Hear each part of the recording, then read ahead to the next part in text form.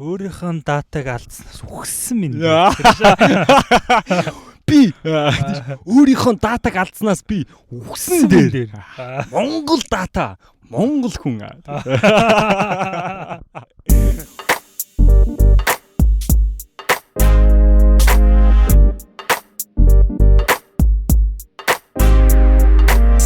Сайн байцгаана уу сонсогчдоо, та бүхэнд Underdogs podcast-ийн шинэ дугаар хүрэхэд бэлэн болсон байна. We are in the house babies. Hey. Шинэ 7 хоногийн Мэндийг хүргэе. шинэ 7 хоног Мэндийг хүргэе. шинэ 7 хоног гэдэг одоо мэдгүй энэ 7 хоног гэж юу ч Ямарсан шинэ хэн подкастын мэндийг хүргэе. Ямарсан шинэ хэн подкаст нь бол үнэн. Юу үнэн тэр үнэн. Хаадаг чи. Чухам үннийг хэлвээс. Тий. Тэгээд за юу байцгаана залуусаа. Та юу вэ? Монголын шилдэгүүр нь дэлхийн амьдрал бас нэлээд ирээдтэй галактикийн амьдрал ер нь хар нэг хүрүү жоохон ойртоод байна. Коронавирус гэж одоо аимшигт вирустэй ихснээр одоо ер нь хаасайг бол Америкт бас орж ирсэн нэлээд нөхөл 8 болцсон байсан тий. Харин тийм биз дээ. Тэгээд одоо хаасайг бол жоохон 20 он жоохон амар жоохон юм барцтай эхэлж. Австралиас эхэллээ. Тэгэл Коби муу. Аагаас эхэллээ тий. Коби гээл. Коби гээл одоо Керо ороод тий шууд корона гэж орж ирэл. Тэгээ одоо цаашдаа яаж чухам яг яах юм ба. Кингрүү. Ер нь кингрүү чинь баг кингрүү чинь бас шатаж матаад байсан шүү дээ. Ер нь кэгэр л тагнаа яваад байгаа юм шүү. Кэ юу. Тийм бол сая бас киноны Оскарын шагналыг гардуулах 90 дэх. Тийм Оскарын шагнал болсон тий. Parasite. Йоо гой би амар баярлсан ш бүр. Вау тийм. Чи Parasite айгу тийм. Яг Parasite кино бол надад бүр тийм амар бол гой байгаагүй. Гэхдээ нөгөө нэг Аз кино гэдгээр ялангуяа бүр хамгийн анхны яг гадаад хэл дээрх best picture юм билээ шүү дээ. Тэгсэн ирнэ шилдэг кино авч байгаа шүү дээ. Шилдэг кино, шилдэг найруулагч, шилдэг зохиол гэдэг ер нь бүх гол шагналуудыг нь түүсэн шүү дээ. Joker чинь 10 хэдэн 12 3 төрөлд нэр дэвшээд 2 хоног авсан шүү дээ. Шилдэг ихтэй дүр авсан. Скор авсан, хөгжим авсан. Тийм. Гэхдээ бусдаар бол угаасаа мяа авсан л та. Тийм. Тэгээд хүмүүс айгүй их жоохон амар хит overrate болгоодсон. Тэгээд шангаа бол хүрсэн байдаг. Тийм. За тэгээд өнөөдрийн дугаар бол Оскар гэхэд кино яриач байгаа тийм. За тэгээд ер нь бол сүүлийн үеийн сонь сайхан гэвэл одоо бид бүхний сонссон саяны яг мэдээллүүд байна те. Ер нь Америкт ч гэсэн одоо Вашингтон DC хотын одоо нэнэ бараа 2 ч гэсэн яг ийм мэдээлэл донд байлаа. Тэгээд бас монголчууд маань бас маска ингээд зүгээрээ гэж та бүхэнд альбесроос подкастераа дамжуулаад уриалъя те. Заавал зүгээрээ тэгээд та заавал Монголд гэлтгүй ер нь яг одоо Америкт ч вэ хаач вэ ер нь бүх газар одоо ингээд бүх газар хүрэх одоо халдах магадaltaй учраас ямар нэгэн байдлаар одоо маска зүгээсэ гэж бодож байна. Одоо тэгээ бүтээр маска зүглээ. Ингээд таа хүндээ сонсох байхгүй тийм. Бүтэн нэг цагийн хугацаанд. Цаа гэжтэй. Нэг маска авсан чи хүрцэх хэрэгтэй. За тэгээд маска зүгээсээ юмэн та бүгдийг хүсэж байна. Тэгээ Underdogs болохын тулд эрүүл байх хэрэгтэй залуусаа. Тийм. Тэгээд манай хэд хэдэн хүмүүсээс бас нөгөө коронавирустай одоо хүмүүс тэрний талаар яриул сонирхолтой юм шүү гэсэн санал хүсэлтүүд бас ирсэн л дээ. Тийм үү чи надад хэлээгүй шүү. Би хэлээгүй лөө. Тэгээд ер нь яг би нөгөө нэг ингээд янз бүрийн суугаар баг хүн болгон шахуу ингээд тэрний талаар яриад эрдэмтдийн янз бүрийн гой бичлэг гоё ч бах те одоо мэдээлэлээр дүр бичлэгүүнд энэ төр ч гэсэн аяух байсан. Тэгэхээр одоо бит хоёр бас давхардаж яриад хамгийн гол нь эн чинь бас нөгөө дөнгөж шинээр гарч ирсэн учраас содоогоор яг судалж байгаа зүйл байгаа учраас тэр чинь бас хамаагүй зөв буруу ярихаас бас аягүй аюултай тий. Тэгж одоо бас ер нь айх хэрэггүй харин зүгээр өөрийгөө хамгаалах хэрэгтэй. Тий. Хамгийн гол нь бол зүгээр нөгөө өөрийнхөө дархлын системийг л одоо сайн байлгах нь чухал юм лээ шүү дээ. Тий.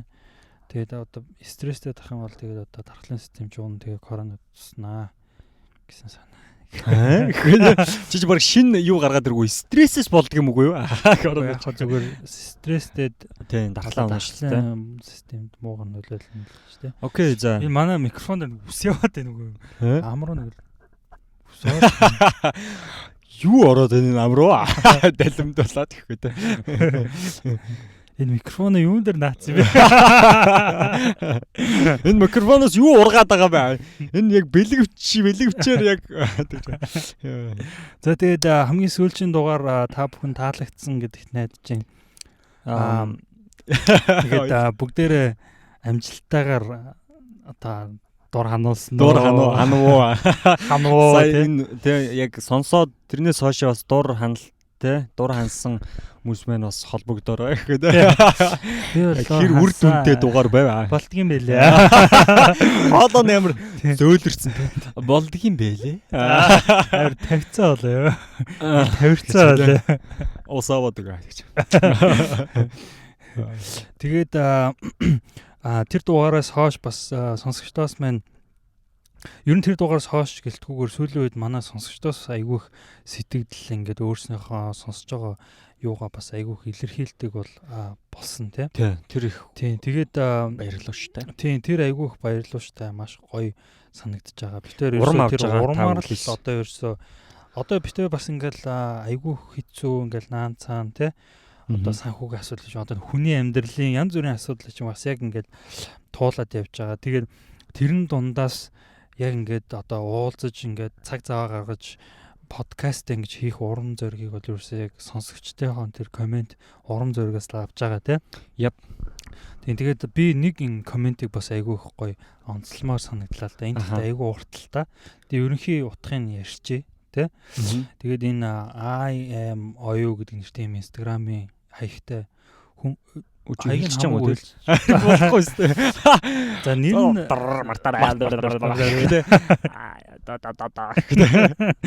тийм тэгээд энэ хүний бичсэн комент нь бол надад айгүй гоё та битэр тийм айгүй гоё таалагдсан. Айгүй чамд л их таалагдсан шүү. Хоёулаа шүү дээ. Одоо надад таалагдсан. Тийм сайн залуусаа та хоёрын подкастыг анх нөхрөөсөө сонсоод мэдэж эхэлсэн юм аа, сонсч эхэлсэн юм аа. Өглөө ажилдаа явахдаа орой харихтаа бит хоёр машинда та хоёрыг дандаа сонсохоос гадна би ажил дээрээ ч өдөржингөө сонсож байна. Юуны өмнө яриа хөрөө марзын хинэд үд чинь үргэлж хайр хүргэж байдаг шүү гэж хэлмээр байна. Энэ хоёр өстой хөөхөн гэдэл нөхөртөөгөө ярилцдаг. Нэг удаад нээнийг хэлсэн үг подкаст хийх нь хүмүүсийн амьдралд жоохон ч гэсэн нөлөөлдөг байгаасаа гэсэн үгийн дагуу ийм зүйл бичиж одоо урам өгж байна. Бүх дугааруудыг чинь үргэлж өөрийгөө өөрчлөх, илүү өөр шатанд гаргахад маш их урам өгөхөөс гадна ийм их зүйл судалж ярьж өгдөг чинь хүмүүст маш их зүйлийг төхөн болгож үнэхээр их хэрэг болдог шүү гэдгийг хэлмээр байна. Манай нөхөр бит хоёр хоол хувцснаас өгсүүлээд хэрэгжүүлэхээр шийдсэн маш олон зүйл байгаагийн шалтгаан нь та хоёрын подкаст шүү гэж хэлмээр байна. Та хоёр сонсогчтой хайртай шүү гэж хэлдэг. Сонсогчд чинь ч гэсэн та хоёрт хайртай шүү. Юу юм бэ наадах чи морхон чамааг яг уншсан чи бүр ингээд нүднээс гараад шар ус босоод тэгтээ надад гоё мэдрэмж өгд юм бэ. Вау. Би нэг шүн явж байгаад тэгээд яг энийг хараад тэгээд баг үнэхээр гоё санагдсан л та. Тэгээ над бас үнэхээр гоё би 2 3 удаа уншсан. Тэгээд дахиад уншсан чинь үнэхээр бас яг энэ эмэгтэй бас айгүй гоё хүнд урам одоо юу гэх юм өөрийнхөө ингээд сэтгэлдээ айгүй гоё илэрхийлж чаддаг юм байна те. Вау, ямар андердог бүсгүй вэ? Тэгж үү те. Бас таалагдлаа. Маш их таалагдах гэхээс илүүтэй айгүйх баярлж гин одоо талархаж гин. Тэгээд ийм их урам өгж жагаад хүнд ер нь ингээд урам өгөх бол үнэгүй шүү дээ тий. Үнэгүй ч байхтай айгүй тийм сэтгэлийн зүйл тий. Тийм. Тэгээд ийм зүйлийг бас өөрөө авсан гэдгээ илэрхийлээд бас ингээд буцаагаад ингээд өгсөнд маш их талархаж байна. Тэгээд үнэхээр их баярлалаа. Тэгээд хайртай шүү. Тэгээд үнэхээр хайртай тий. Та бүгд одоо үнэхээр андердог байгаагийн одоо ингээд илэрлийг өөртөөхөө амьдралаараас ингээд яг мэдэрдэг учраас залуу хүн тэгээд одоо тий дөнгөж одоо ингээд өсч яваа хөгжих гэж хичээж яваа бүхэл одоо залуучдынхаа өмнөөс та бүгдтэй үнэхээр одоо хамт хайрыг Түгээцгээ. Тийм тэгээд Mobicom. тэгээ ямар ч гэсэн баярлалаа. Тэгээд үргэлжлүүлээд фидбэкээ та бүхэн бас өгөөрэй. Тэгээ мэдээж заавал бас ингээд ийм битээр бас мэдээ муу байгаа те муу байх үед ч гэсэн бүтээрийг бас зэмлээд ч юм уу бас алдаа дутагдлыг бас хэлж болно шүү. Тэгээ айл талаараа бүх одоо фидбэкийг бүтээр одоо хүлээн авнаа гэж та бүхэнд хэлье. Тэгээд бас нэг зүйлээ марцсан нэг юу лээ. Спонсороо дурдах марцсан шүү. Тийм шүү тий. Бид тэр нэг үнэн муу спонсороо дурддаг байж тий.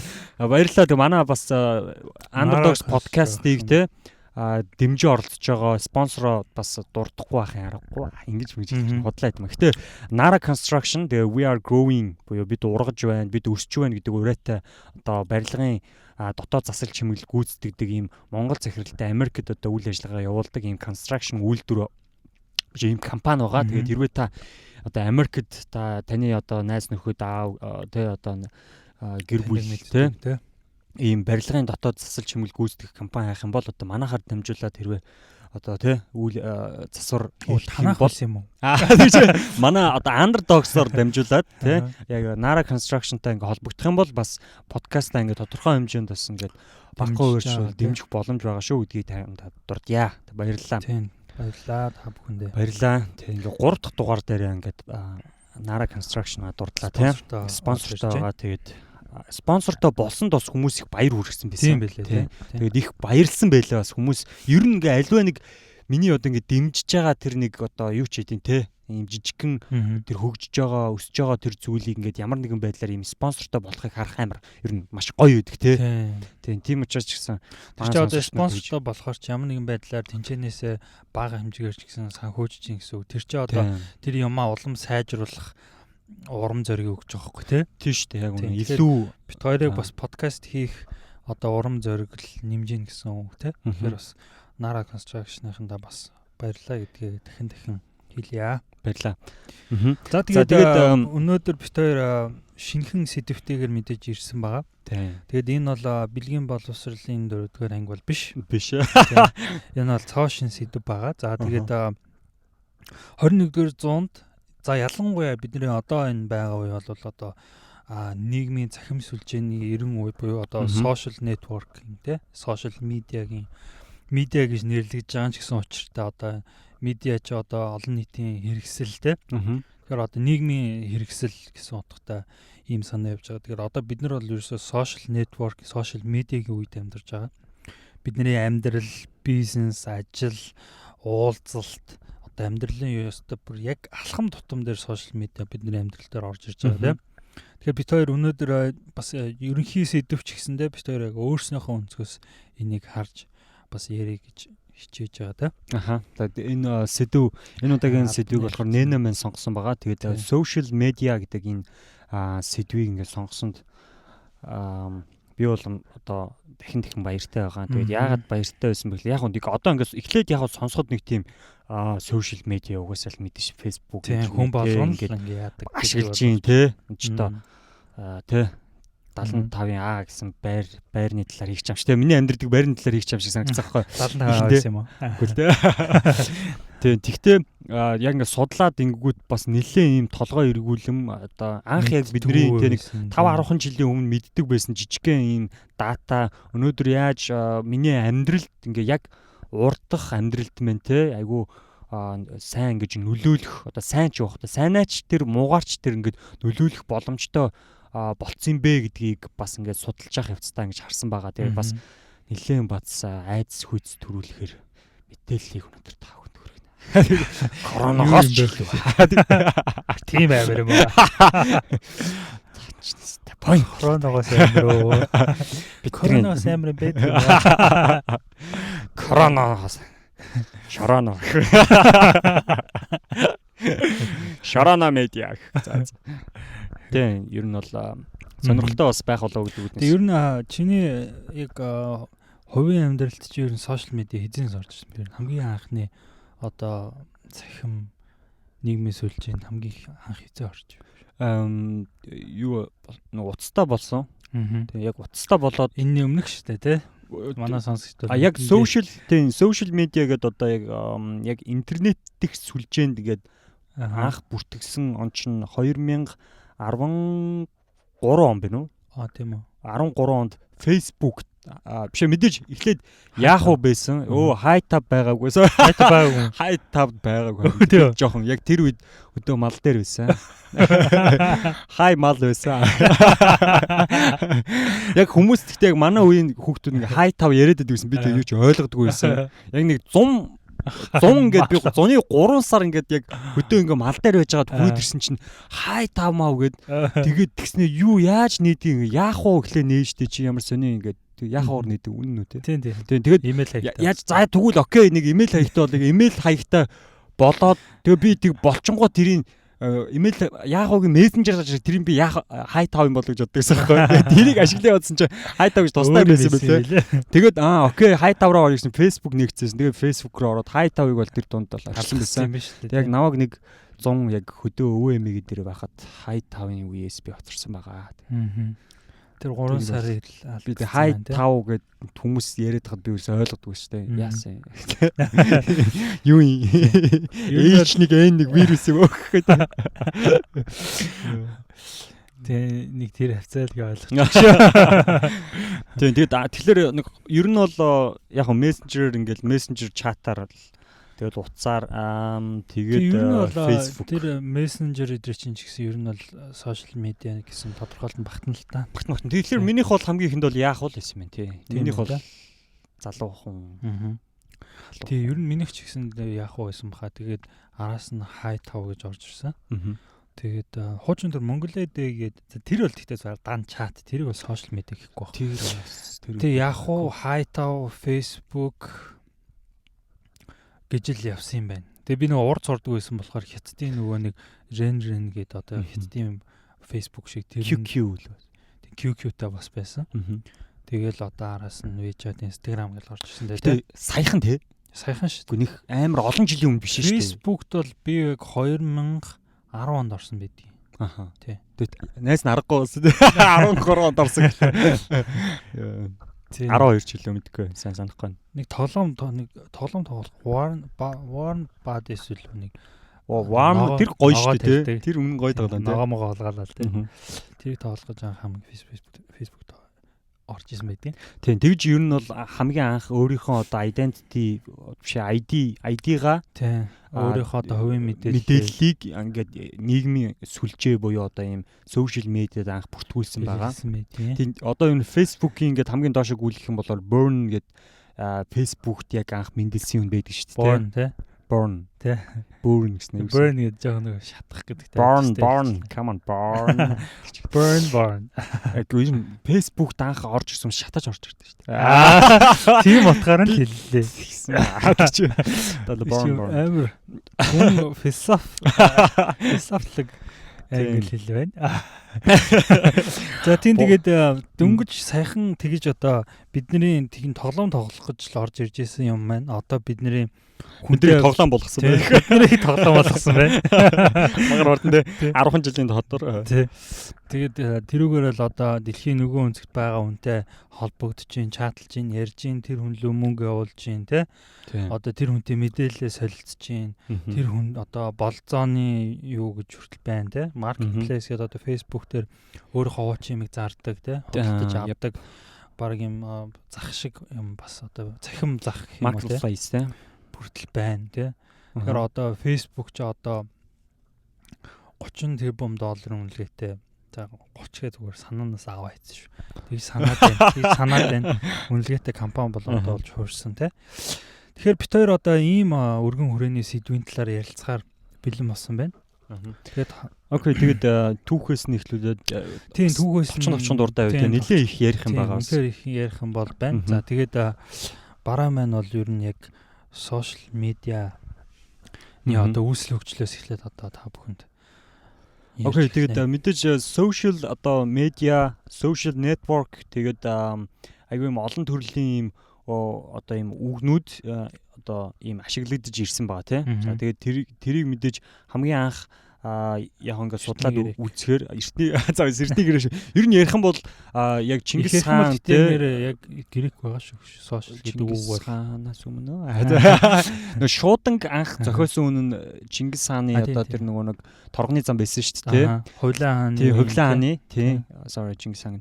Тэгээд тэрнээс эхлүүлээд ингээд энэ тэр хурд гэдэг зүйл айгүй хэрэгтэй байна гэд ер нь бол хүн төрөлхтөн хурдны хойноос айгүй хөөцөлдөг шүү дээ, тий. Яаж хурдан одоо тий тэр газар хүрэх үү, яаж хурдан мэдээллийг хүрэх үү гэсээр хагаад өнөөдрийн одоо тэр хурдны одоо өгөгдөл өнөөдөр одоо бидний одоо 3 дахь одоо гар улсын гар утсанд ирсэн байгаа. Тэгээ энэ болохоор social network.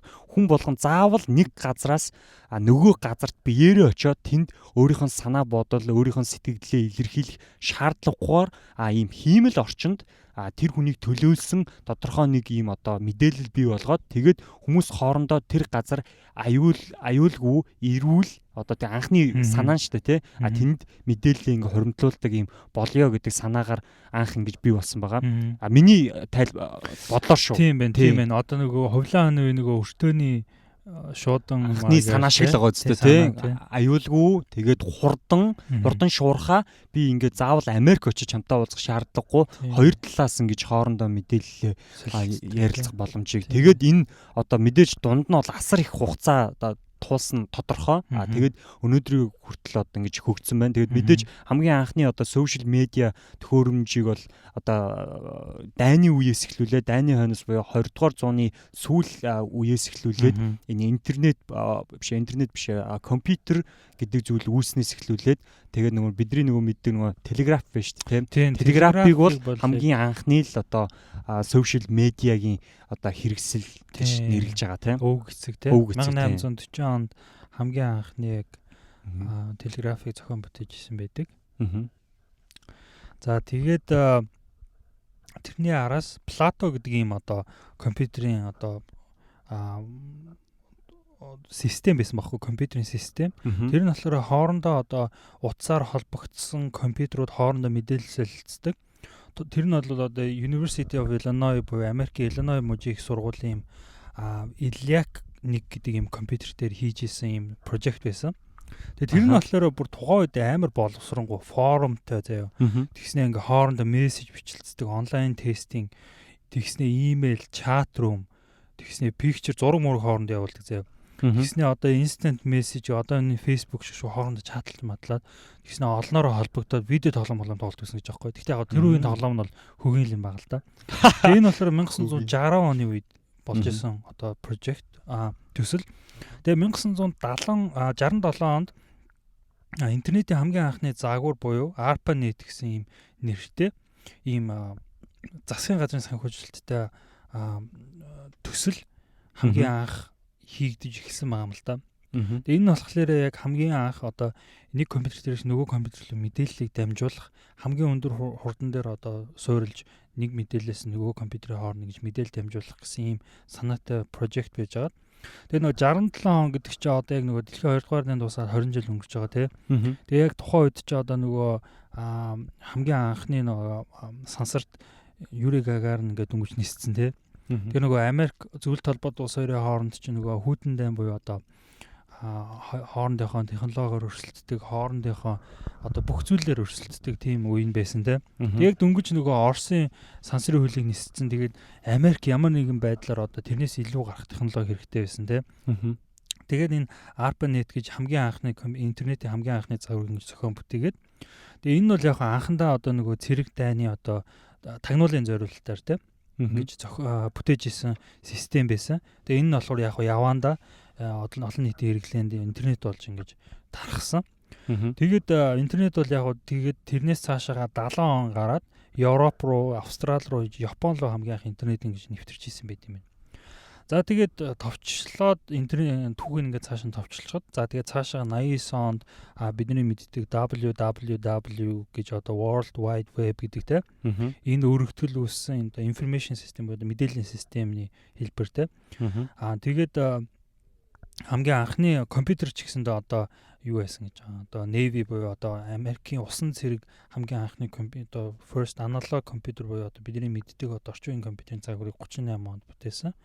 Одоо энэ болохоор яг анх чи ингээд өрөө дүүрэн компьютер, өрөөний талаар нэг том компьютер Процессор байдаг гэсэн. Хөрвөлийн систем гэж асар одоо хүнд ийм одоо дататай юм байсан те. Тэгээ энийг анх Navy буюу одоо Америкийн усан цэрэг яг нөгөө нэг шумбдаг нөгөө онгоцон дотроо авч явах хэмжээний жижиг хэмжээний first analog компьютерийг бол бүтээжсэн.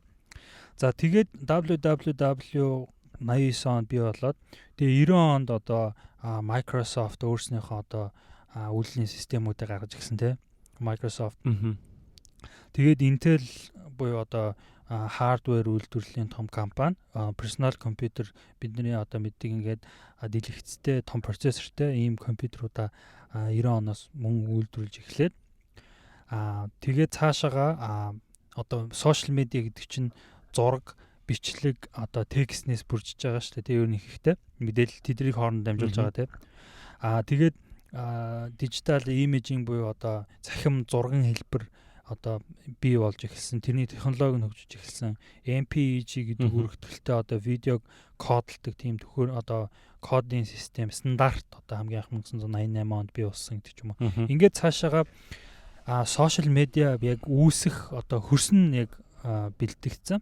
Тэгээд хамгийн анх одоо 1997 оны яг аль биесээр бол 1997 оны 5 сарын 6 Degrees гэдэг вебсайт бий болж байгаа юм тийм.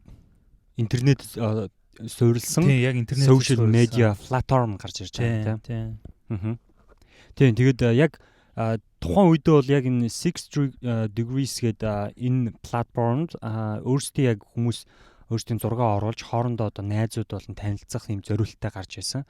Гэхдээ тухайн үедээ бол дэлхийн нөгөө хүн амын ердөө 2% нь л интернет хэрэглэдэг байсан байна. Тэгээ тийм байсан учраас энэ ерөнхийдөө бол ингээд тийм хөгжиж чадахгүйгээр ингээд устдаж байхгүй болсон юм байна. Гэхдээ яг ер нь бол энэс цаашлаад 1997 оноос хойш чамд ямар юу байна? Хэдэн он?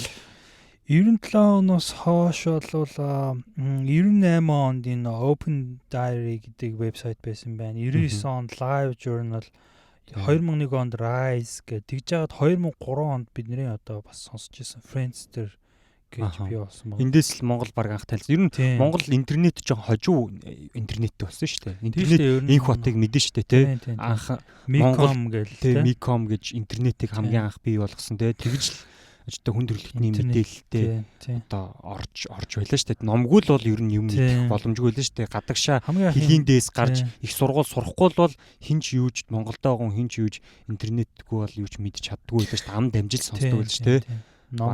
Ном уншдаг тэр хүмүүсээр дамжуулж ам дамжиж мэдээллийг авдаг байсан тийм. Тэгээ хамгийн анх нөгөө юм компьютерийн нөгөө юм карт зардаг байсан тийм интернетийн карт чи тийм шүү дээ. Нөгөө нэгжний карт зардаг байсан шүү тийм. Тэгээ лангаа холбонгуутлаа нөгөө нэг юу үүсгэнгүүтлээ тэнцэн юзернейм пассворд бичиж ордог тийм. Тэгэл амар дугараалтай нөгөө нэг шилэн кабел амар дугараал тэгж ордог байсан тийм. Би анх бас шилэн кабел гэдгийг сонсчоод нэг юм шилэн л юм байт юм байна. Тэгээ тэр одоо хугарчдггүй хагарчдггүй тэр доогуур ингээл яваад их мөнгө зарцуулагддаг юм бах таа гэж хүүхд тахтай хүүхдтэй боддог ш. Яахаа шилээр зүгээр өөр юмар хийж болоогүй юм бах таа. Тэгээ яагаад шилэн кабел гэж нэрлсэн. Гэж би тээ. Одоо нэнийгээс уурж асааж байна. Окей за тэгээд ингээд хувьсан явсаар тэгээд бидний мэддэг Facebook те Facebook 2004 онд. Тэгээд Twitter за тэгээд Instagram right Instagram Twitter тэгээд сүүлд бол одоо ингээд TikTok тэгээд нөгөө Snapchat WhatsApp тийм мөн шүү дээ. Тэгээд энэ дэр ингээд гарч ирсэн маа. За тэгээд мэдээж ингэж үүсч хөгжсөн нь болохоор мэдээж интернетээр нөгөө суурилж байгаа тийм. Тэ интернет яг суурилсан 100% суурилсан да. За тэгээд ер нь бол яагаад ингэж байгаа вэ? Энэ ер нь одоо бол шүү дээ компьютергүй одоо хүн бол нөгөө ингээд хүний ингээд харилцаа ер нь бол ингээд өглөөнөөс өдөр хүртэл үргэлжилдэг байсан байгаа байхгүй юу? Тэгээд хүн орой шөнө бол унтдаг тий. Тэгээд шөнө бол бааранд л орохгүй бол ер нь бол тухайн үед бол тийм харилцаа байхгүй тийм эрүүл харилцаа явахгүй. Тэгэхээр энэ интернет хүнд ямар боломж өгсөн бэ? 24 цагийн хугацаанд хизээ одоо дэлхийн хаач байгаа хүнтэй ингээ одоо өөрийгөө тэ одоо танилцуулах тэ хин нэгнтэй одоо танилцах мөн дээрээс нь маш олон мэдээлэл хүссэн үедээ авах юм боломжийг нээгээд өгч байгаа. Тэгэхээр хүний яг нэг байгалийн жам ёсны зүйлээс юм гадуур зүйл болж байгаа юм л да. Тэрнээс бол дэлхий бол яг ингээд нар Тийм, иргэхээр эргээл бүх юм за унтаараа гэл эн чинь баг энэ бичлэгээр явж байгаа шүү дээ. Бид нар чинь ингэж явдаг гэсэн. Гэтэл энэ нь өөрөө одоо сөрөг нөлөөнүүд ингэж эхэлж ингэж гарч ирж байгаа юм л да. Яг хүн гэдэг зүйлд жоох юм одоо хэмжээ хязгааргүйгээр интернет ингэж бид нарт ерөнхийдөө орж ирсэн байгаа. За тэгээд мэдээж хүн 24 цаг онлайн байх боломжтой болсон байгаа. Тэгээд хүн энийг нөгөө нэг одоо байгалийн шавхагдшгүй хүчин зүйл одоо эн чинь биш учраас энэ шавхагдахгүй хүчин зүйл учраас байгаа л байна. Тэгээд хүн өөрөө энийг контрол хийхгүй бол өөрөө ингээд одоо бидрийг хаадаг ч юм уу ийм биш гэсэн үг. За тэгээд ер нь бол дэлхийн нийт хүн амын дунджаар нэг хүн одоо 7.6 ер нь бол 8 гэх юм уу тийм 8-аас 7 одоо ийм сошиал медиа ийм хаягтай гэдэг юм. Дэлхийн одоо дунджаар шүү дээ хүн амын нэг хүн одоо 7-оос 8 ийм сошиал одоо медиа хаягтай байдаг юм байна. Өөрөөр юу нэр тийм үү? Яа. Дунджаар тоож гаргасан тийм статистик байгаа тэгэхээр тэгж гарсан байгаа. За тэгээд ер нь бол 2017 оны эхний 3 сарын хугацаанд л ихэд сошиал медиа хэрэглэгчдийн тоо өмнөхөөсөө 121 саяар өссөн, огцом өссөн тий. За гэсэн зүгээр энэ одоо миний дурж байгаа зүйл бол зүгээр ингээд ер нь бол сүүлийн хэдэн жилүүдэд энэ бидний амьдралд нэг айл эртнээсээ л хамт байсан юм шиг тий. Нэг 11 уруутай болоод төрсөн юм шиг тий. Анханасаа л яг нэг ийм 3 гартаа байсан юм шиг л энэ гар утас гэдэг зүйл бид нэр одоо ингэж нэг аль хэдийн юм нэг дасал галшгүй нэг болсон бохоо тийм. За тийм. Тэгэд өөр зүйл рүү орохгүйгээр яг үргэлжлүүлээд хойлоо яг. Жанжин шугамаа барай бол юу вэ? Жанжин шугамаа бариад явъя да. Тийм. Тэгээд би бас нөгөө сошиал медиагийг нөгөө хүний сэтгэгцэд юу нь яаж нөлөөлдөг гэдгийг айгүйх боддог байсан. Тэгээд энэ завдлаа ашиглаад боломжийг ашиглаад бас өөрөө бас маш их мэдээлэл олж авсан.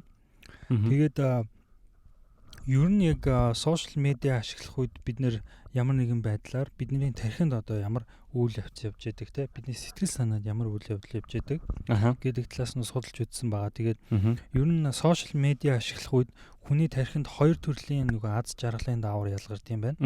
Нэг нь болохоор одоо бидний одоо мэддэгчлэн одоо допамин те допамин те нөгөөт нь болохоор окситоцин гэж одоо нөгөө өмнөх дугаард бас нөгөө хайр дурлалын гормон гэдэг байдлаар ярьсан те хүн үнсэлцгээд тэрхэд секси хийхэд гэдэг ч юм уу те ингэж ялгардаг хайр дурлалын гормон байгаа.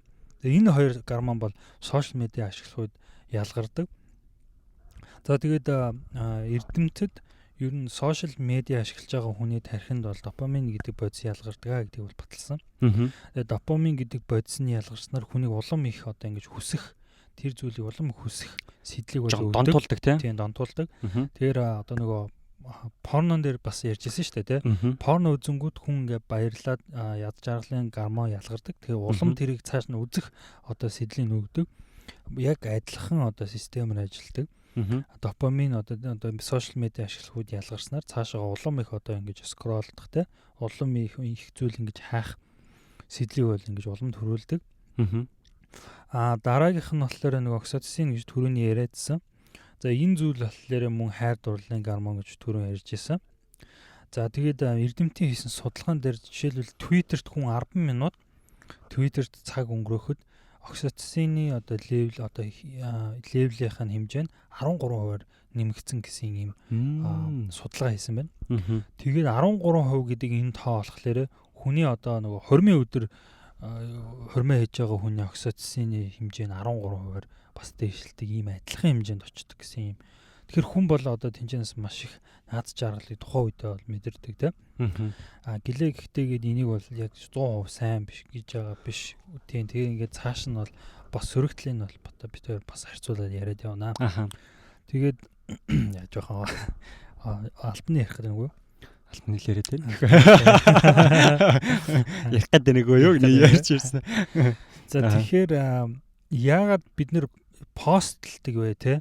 Яагаад бид нар одоо сошиал медиа дээр пост хийдэг вэ гэсэн чинь бол амар сонио асуулт байгаа байхгүй юу? Чамаа ингээ ярьсан чинь нэрээ яагаад пост зүгээр ер нь зүгээр л постлдаг гэж боддог байсан бол одоо яагаад бид нэр заавал постлтیں۔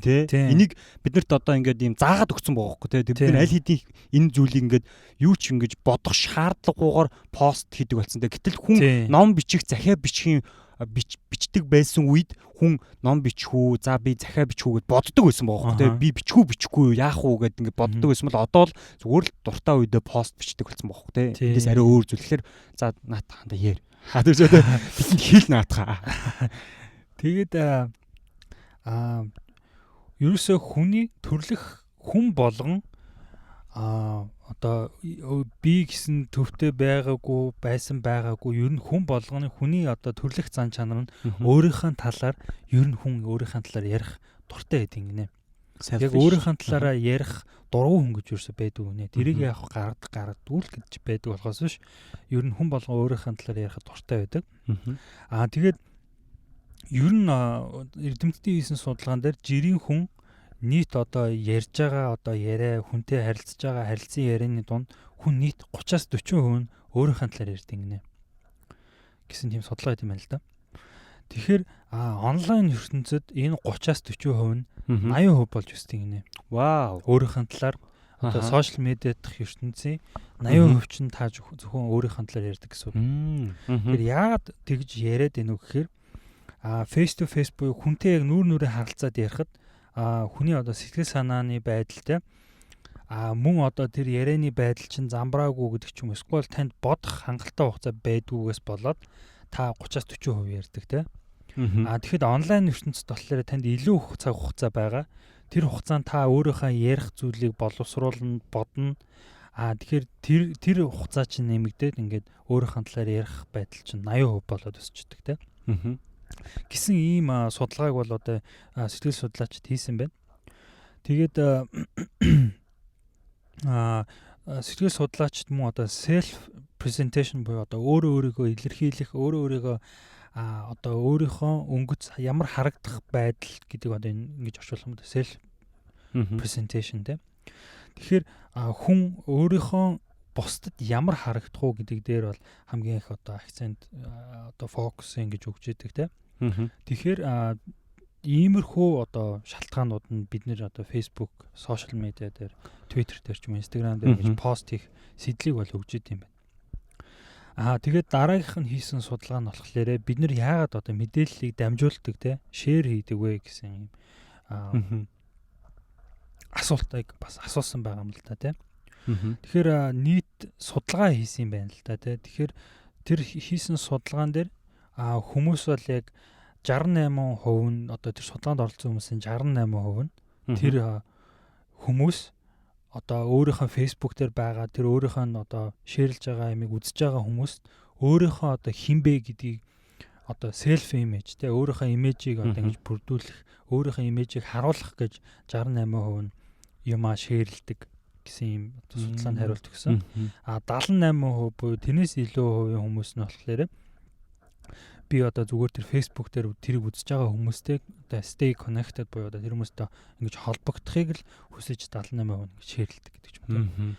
Одоо нэг ёсны ингээд би Facebook болон яг ингээд social media дээр болж байгаа тэр үйл явцаас ингээд ийм өөрийн гэсэн юм сэтгэгдэл аваад тэгэнгүүтээ тэр сэтгэгдлээ одоо social ертөнцид байгаа тэр хүмүүст өөрийнхөө тэр авсан тэр мэдрэмжийг бусдад ингээд түгээхийг хүсэж байгаа байхгүй тий яг ингээд одоо яг л хүний харилцаатай адилхан байна гэсэн үг байхгүй тий би одоо ингээд өнөөдөр нэг юм гомдол ч юм уу эсвэл баяр хөөр амгуудаа би яг чамтай уулзахаараа заавал хилдэг шүү дээ тий өнөөдөр найз нэг гэж явж байгаад тий ингээд ийм хоцсон ийм одоо ялсан гэдэг ч юм энийг заавал түгээдэг тэрнтэй адилхан хүн яг энэ одоо байгалаа сөгцөний инстинктийн дагуу арай ихээр арай олон хүнд зэрэг багахан хугацаа ашиглаад ингэж энийг түгээдэг болсон байхгүй тий шеэрлдэг болсон байхгүй тий бас дээрэс нь мэдээ чиний хэлдэг хүн өөрийгөө бусдад мэдүүлэхийг хүсдэг тий би яг одоо ямар байна гэдгийг хүмүүст мэдүүлэхийг хүсдэг одоо хүүхэд яг аав ээжтэй ямар байгаагаа мэдүүлэхэд бол уйлдаг шиг тэгээд одоо та эморсон үедээ эмо пост бичдэг л гэсэн үг ер нь that's why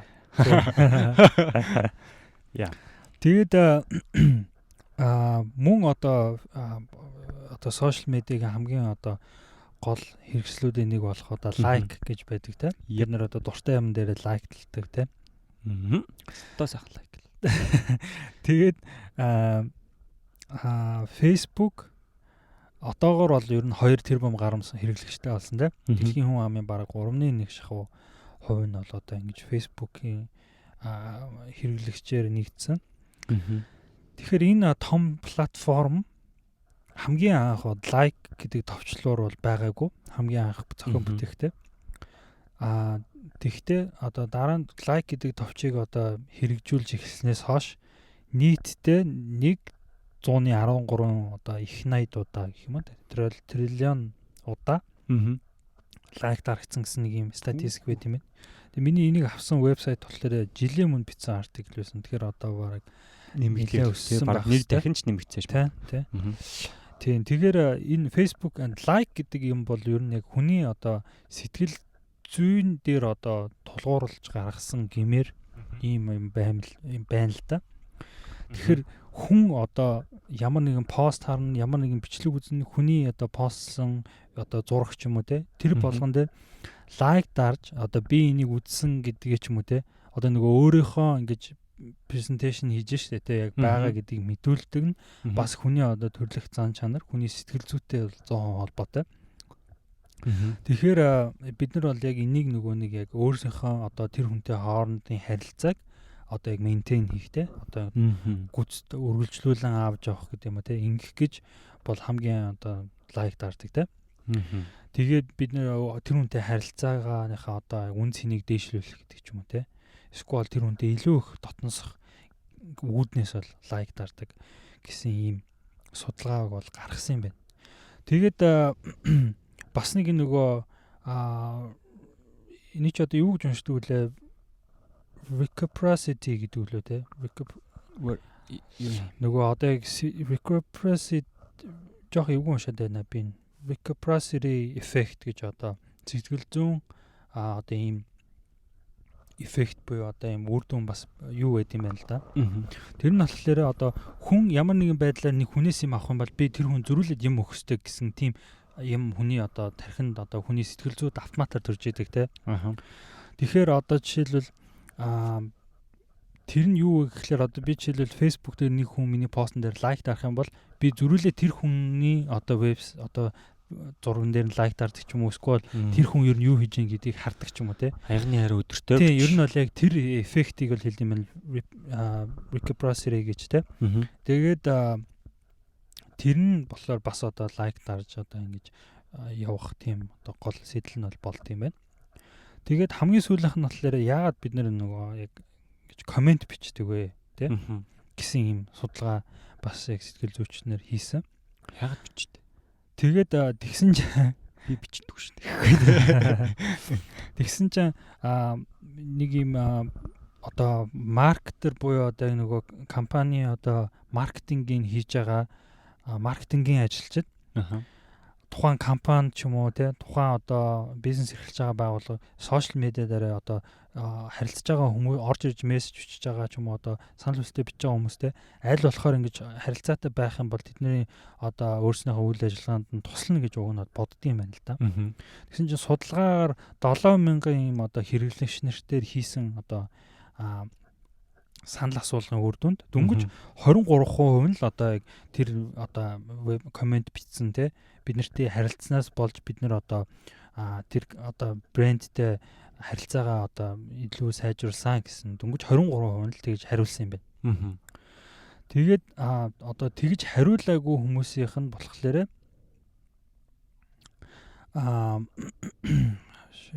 за sorry. Би нэг уншиж байгаа. Чимээ дотроо уншсан байж байгаа. Шууд ном уншаа. Тэгээд тэр нь болохоор яг хамгийн гол нь болохоор юу байсан юм бэ? Яг тэр бичиж байгаа комментэн дээр яг хамгийн гол асуудал нь байгаа юм шээ те. Тэр 85 тэгсэн чинь тэр одоо sorry тэр юунд санал асуулгад оролцсон хүмүүсийнх нь 85% нь тэр хүмүүс нь одоо тэр бизнес нь одоо тэр компани хариу бичгээс илүүгээр тэрэн дээр бичиж байгаа хүмүүс нь сэтгэл нь одоо тэр хүнд одоо тэр зүйлийг худалдан авах юм уу те эсвэл тэр үйлчлэгийг авах одоо сонголтын илүү хийлэгдэм байна л да. Тэгэхээр одоо жишээлбэл бид нар ч гэсэн бодох юм бол одоо жишээлбэл нэг тураах бүтээгдэхүүний одоо зар сурталчилгаа байлаа гэхэд тэр нь одоо өөрөө зөрүүлж бичиж байгаас илүү бид нэр хэрэгэлсэн хүмүүс нь тэрэн дээр юу гэж бичсэн байна гэдэг дээр ер нь тулгуурлаж шийдвэр гаргадаг шүү дээ, тийм. Тэгэхээр юу байд юм бэ? Ер нь бол яг тэр бичиж байгаа хүмүүсийн комент бол илүү байдаг гэсэн тийм юу байд юм байна л да. Тэгээд мөн одоо жишээлбэл юу байд юм бэ? Эерэг те одоо жишээлбэл нэг одоо юм ин мяалгаад бичсэн байлаа гэхэд зөрүүлээд яана уучлаарай бид нэр энийг ингэж сайжруулъя тийг сайжруулъя гэсэн тийм эерэг юм сэтгэл зөрүүлээ бичсэн байх юм бол тэр хүмүүс ер нь бол тэр зүйлийг авахд бэлэн байдаг гэсэн тийм судалгаа бас гарсан юм байна л да. Хариу өчөөл те. Тийм. За би тэгтээ сая энийг жоохон буруу тайлбарлажлаа. Алиг. Ер нь бол саяны тэр комментиг тэг хүмүүс жоохон толгой нэрхсэн байх магадгүй. Яг ч гол санаа нь бол яг тэр нөгөө тэр тухайн бүтээгдэхүүнийг тавьсан хүн нь бичих гэхээс комент бичих гэхээс илүүтэйгээр одоо өөр хүмүүсийн бичиж байгаа сэтгэл бол биднэрт илүү чухал байдаг гэсэн санаа л та. За тэгэд баярлалаа, нэнэдэ баярлалаа. Тийм тэгэд энэ social media гэдэг энэ зүйлийг ингээ хүн анхны ер нь гаргасан санаа хүмүүст ингээ гаргаж байгаа энэ санаанууд бол хөвчлэн юм тийм эерэг юм санаануудтай байдаг. Одоо тий хүний амьдралыг хөнгөвчлөх тий хүмүүсийн харилцааг ингээд улам илүү одоо сайжруулах гэдэг ч юм уу тий. Гэтэл дундаас нь мэдээж юм сөрөг одоо сэтгэл зүйд ингэж нөлөөлж байгаа нэг талаараа жишээлбэл сөрөг тал нь юу вэ гэхээр хүний одоо ингээд дундаж Facebook, интернет хэрэглэж байгаа тэр цагийн тооцож үзэх юм бол хүн одоо дундаж наслаад одоо хэдж наслтын те хүний дундаж наслтаар бодох юм бол амьдралдаа байна шүү дээ те 5 жилийг 75 сошиалд ашиглаж байгаа гэж байгаа байхгүй судалгаагаар 5 жилийг. Амир ер нь бараг тийм л бах те. Чи нэг ийм жоок Америкний ийм жоок сонсчихсон уу? Одоо ингээд өглөө болгон тэ Америкчууд ингээд өглөө болгон 15 минут ингэж гүйдгээ босч гүйдэг. Тэгээ тэр нь юуны төлөө вэ гэхээр одоо тэ 15 жил ч юм уу арай илүү одоо урт амьдрахын тулд тэ. Гэхдээ тэр хүмүүс яг өөрийнхөө тэр одоо тэ 15 жилийг зүгээр гүйж өнгөрүүлж байгаа мэдэхгүй байна гэдэг шиг тэ. Начаар жоок швар үний юм шиг дүндээ дүү юм шиг тэ. Тэр ингээд урд амьдрахын тулд 15 минут гүйгээдэг гэтлээ зүгээр яг 15 жил ч юм уу те зүгээр гүйцэн боохгүй те тэр хүн. Гэхдээ яг тэр нь зүгээр юм болоо. Тийм. Нэг талаараа бас нэр тийм чи. Тэгэхээр бид нар бүхэл бүтэн амьдралынхаа те энэ үнэтэй 5 жилийг зүгээр яг гар утсанд мэдээж тэндээс айгүй олон төрлийн мэдээлэл гой зүйл авч л байгаа л да. Гэхдээ эндээс одоо нэг сөрөг талын битээр ингээ орж ярих гээд байгаа шүү дээ. Хүн яагаад комент яагаад шеэр хийдэг нь угаасаа одоо ингээд нэнийг хилдэгчлийн ингээд сэтгэл зүйн байдлаас ингэж биднийг өдөөдөг те. Гэтэл social media-д бид нэр одоо оролцохдоо ямар нэгэн байдлаар ийм social одоо этик гэдэг зүйл байхгүй болчиход байгааг нь харуулдаг байхгүй юу? Хүн нөгөө бие биентэйгээ яг ингээд амьдараа физиологоор одоо ингээд уулзахад хүн ингээд төдийлөн бие барьдаг юм байна л да. Гэтэл дэлгэцний цаанаас хин нэг муулах ч юм уу хин нэгэнд одоо сөрөг сэтгэгдэл үлдээх эсвэл хин нэгнийг шүүмжлэхэд илүү хялбар байдаг учраас тэр хүн өөрийгөө илэрхийлэхдээ дутууд улмыг илэрхийлсэн байж болдог. Тэгээ тэн дээрээс хин нэг нь одоо фидбэкүүд ингээ өгөхөр тухайн хүнийг одоо сэтгэл зүйн юм хямралд оруулах те сэтгэл зүйн одоо юм скул бүр ингээ од гэдэг ч юм одоо од гэдэг нэг юм ойлголт байгаа шүү дээ тийм олон нийтийн танил болгож өгдөг те тэрнгээр дамжуулаад хүн амиа хорлохоос ахуулаад хүн тэндээс бүр юм харин ч бүр эсэргээрээ одоо илүү одоо өөртөө ихтэй болдог гэдэг ч юм уу те зарим ингээ интернетийг хүмүүсийн харилцаа холбоо ингээ үүсгэж бий болгосноо хүн ганцаардуулахгүй тулд хийсэн байтал эсэргээрээ одоо social network ашигладаг хүмүүс ингээ харах юм бол өдөрт одоо ингээд доор хаяж одоо Улаанбаатарт интернет хэрэглэж байгаа нийт залуучуудын 70-аас 80% нь залуучуудад интернет Facebook хэрэглэдэг. За тэгээ Facebook-ээс бол өдөрт заавал 1-2 удаач заавал шалгадаг гэж байгаа байхгүй тийм. Тэгэнгүүт эндээс ингээ харангуй тэнд ингээ addicted буюу одоо ийм тэрийг чинь донтолтой болоод ирэнгүүт тэн дээрээсээ тэрийг л орохгүй бол тэр хүн өөр зүйлээс таашаал авч чадахгүй өөр зүйлд анхаарлаа хандуулах боломжгүй болоо явчихж байгаа байхгүй тийм. Тэгэхээр insecurity-тэй хүмүүс байгаа байхгүй. Яа, харин тийм тийм. Яг бодит амьдрал дээр. Биш тийм. Бодит амьдралаас бодит амьдрал дээр insecurity тийм. Тэгээд тэрийг одоо social ертөнцийн хүмүүс одоо өөрийгөө ингэж одоо банк зураг айдаг ч юм уу баян ингэж ингэж өөрийгөө мэдүүлж одоо Тийм. санаагаа амгаах. Social дээр нэг амьдралтай бодит амьдрал дээр бас нэг тусдаа амьдралтай байгаа байхгүй. Тэгээд social дэх амьдралаа өөрийнхөө одоо өөрийнхөө тэр хэрэгцээг хангаад өөрийгөө одоо илүүд үздэг. Энгийн яг өөрийнх нь бодит амьдрал хоёр нь юм тэс ондоо байх нь тэр хүнийг улам одоо одоо нийгмээс тусгаарлаж өгч явах харин ч бүр нийгэм рүү оруулах биш те. Тийм яг үнэ. Санаа зовнилтой. Тэгээ би ингээд Facebook дээр хөөрхөн зурагтай байдаг. Гэтэл хүмүүс ингээ уулзаад ч юм уу яг юм ярьсан чинь нөгөө чи царайнаас цааш хүн байна гэл нэг хэлчихвүдэ гэдэг санаа зовдөг ч юм уу те. Тэгээ иймэрхүү асуудлууд бол ингээд шил дараалж ингэж гарч ирсэн байгаа. Тэгээ энийг бол ер нь ингээд судлаачид үзээд юу гэж хэлсэн бэ гэхээр бид нар одоо ингээ хүмүүсийг ингээ те social ethic-гүй байна те. Тэгээд амьдрал дээр ч гэсэн бас ийм байх гээд одоо ингэж их шүүмжилдэг те.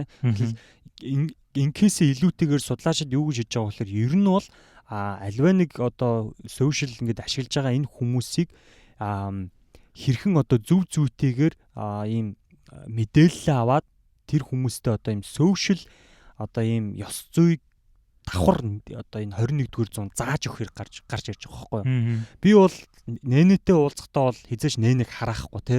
Ингээ хүмүүс харж байгаа ингээд бислогоор уулзаж байгаа учраас тийм боломж баг бүрддүү гэж байгаа байхгүй юу.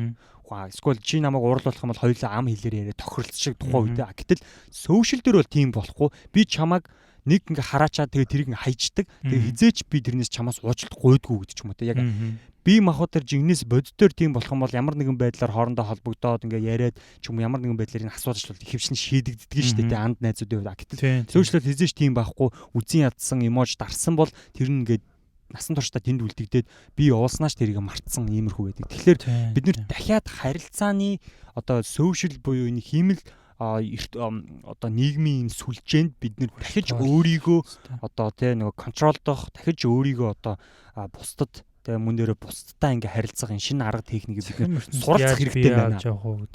Бие одоо биеч бас биш юм а те. Захин бие. Захим тийм яг үнэ захим бие яаж хэрхэн авч явах вэ гэдэг асуудал ингээ шинээр урган гарч иж байгаа хөө. Энэ саяхныг хүртэл бид нэр энд заавал сурах шаардлагагүйсэн ч одоо бүр сурах шаардлагатай болчих واخ тийм. Тэгээ одоо нэг Facebook энтер дээр нэг юм зураг мураг нэг юм морины зураг тавьж хагаад хүмүүсийг нэг хараад муу коммент дээр бичсэн стрессээ тайлдаг хэсэг бүл хүмүүс байна уугүй юу? Байна уугүй гэж байгаа шүү дээ. Тийм. Одоо нөгөө нэг 7-оос 8 хаягтай гэдэг шиг нууц хаяг нь хүн хараадаг хаягтай тийм. Тэгээ нөгөө бас нэг юм судалгаа гаргасан чинь profile picture дээр яг хүний одоо өөрийнхөө зургийг тавьсан одоо профайл илүү их сонирхол татдаг тийм. Instagram дээр гэхэд 38 өөрийнхөө зургийг тавьсан хүмүүс 38 одоо лайк авах хувь нь 38%-аар дээшилдэг тийм. Коммент авах магадлал 32%-аар дээшилдэг ч юм бас юм сонирхолтой баримтууд бас байдаг тийм. Тэгээ нөгөө түрүү нөгөө нийгмээс тусгаарлагддаг гэдээсэн дээр бас яг нэг юм судалгаа хийсэн байгаа байхгүй юу.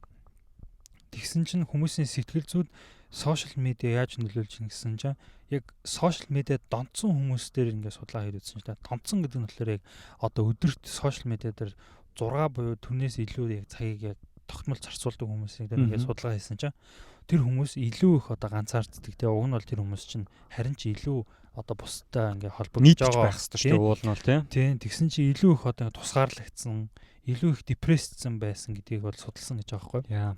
Тэгээ мөн одоо бас нэг одоо нөгөө ийм сөрөг одоо сошиал медиагийн сөрөг тал нь болохоор бусдаа өөрийгөө харьцуулах одоо ийм үзэгдэл маш их түгээмлэдэг те. Ялангуяа Instagram хэрэглэдэг охтууд айгүй тийм мэдрэмж авдаг юм шиг надад айгүй санагддаг байхгүй. Айгүй гоё одоо би хаатай те амьдрал нь одоо арай илүү гэдэг ч юм уу те. Тэрийг ингээ хараад хүн ингээ хараад би ч харахаар ингээ баг сэтгэл ингээ гутармаар санагдаж байгаа хөөхтэй. Би өнөөдөр энд ингээ ажил хийгээд те одоо ингээ фул дээр ч юм уу эсвэл далайн хэрэг дээр хөвтөж чадахгүй даарад ингээ ажиллаж хахад өнөөдөр яг энэ хүн яг надтай жижигхэн настай хэрнээ энэ залуу ингээд ийм гоё биетэй ч юм уу ингээ явж штэ яг одоо те гэтэл тэр амьдрал нь байнгын тим яваад байгаа юм. Энэ залуучууд ажил хийдэг юм уу гэж бодохоор те. Тэгээд яг өөр дээрээ харьцуул тэгээ яг чиний хэлж байгаа шиг те.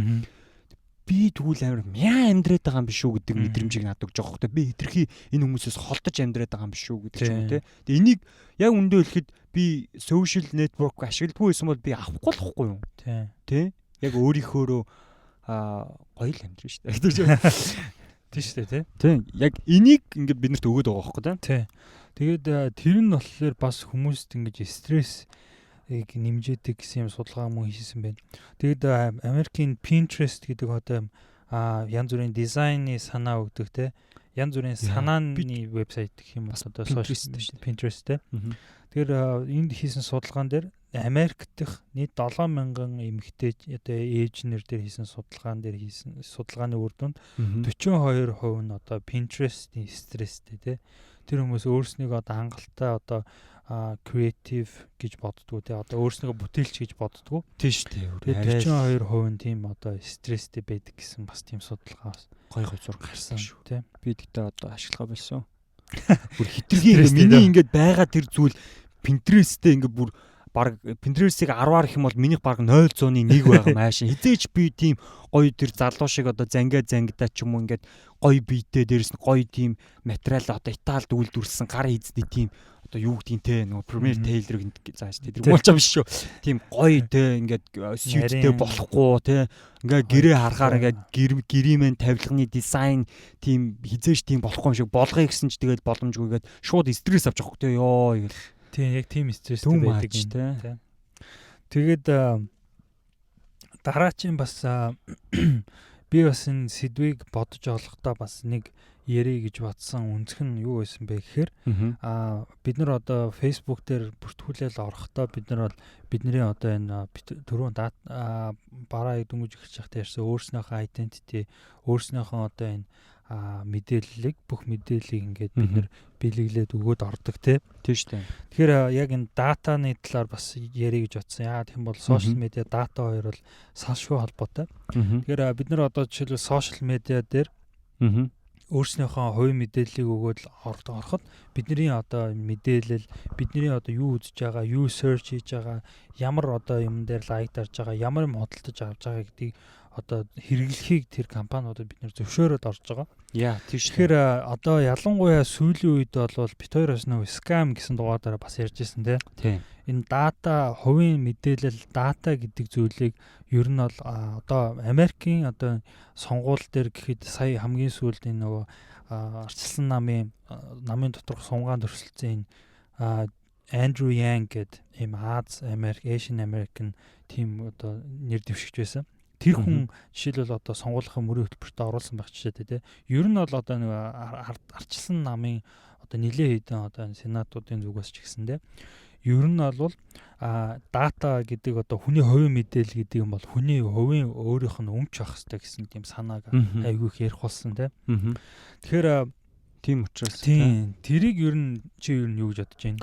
Тийм нөгөө нэг scam дээр анх яриад нөгөө бас надад ингээд тийм сэтгэл одоо төрүүлсэн ярилцаад ингээд манай нөгөө сэтгэл зүйч найз нар гээд ярьжсэн шүү дээ тийм. Тэр хүмүүсээс ингээд сонсож хахад өөрийнхөө одоо нөгөө нэг юм identity буюу бидний ингээд хизээж дахин давтагдчихгүй ингээд хурууныхээ болон одоо тий эргээс дээр нэр тэрнээс гадна энэ нүүрний царай дүрх гэдэг зүйлийг энэ big data-д ингээ хуулбарлаж аваад энийг ямар нэгэн байдлаар бидний нөгөө нэг одоо юу хийх чинь цаашдаа яах чинь те ямар хувц өмсөх чинь те ямар ажилд орох чинь ингээ юу хэрэглэх чинь гэдгийг биднэрт хэрэглэгчдийн энэ мэдээллүүдийг бидний мэдээллүүдийг цааш нь бидний энэ ашиглаж байгаа энэ social media хэрэгслүүд аваад хадгалж авангуудаа цааш нь бидний зөвшөөрлгүйгээр зараад байгаа байхгүй юу? Гэхдээ бид нар яг зөвшөөрлгүйгээр хууль бус тэдний юм хийгээд байгаа мó гэхэлэр үгүй.